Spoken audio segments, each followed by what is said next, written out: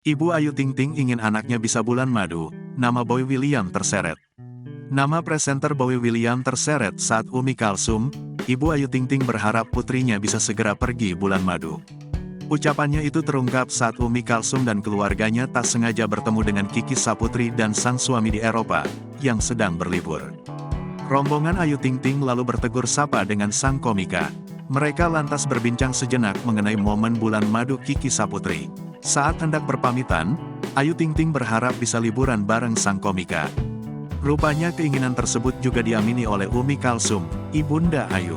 Dia bahkan berharap pelantun lagu Alamat Palsu ini bisa berbulan madu dengan suaminya ditemani dengan Kiki Saputri dan Muhammad Hairi.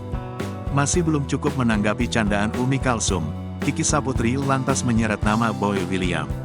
Pasalnya kini memang Ayu Ting Ting tengah ramai dijodohkan dengan mantan kekasih Karen Vendela tersebut. Digoda temannya, Ayu Ting Ting pun hanya tertawa lalu berpamitan pada sang komika.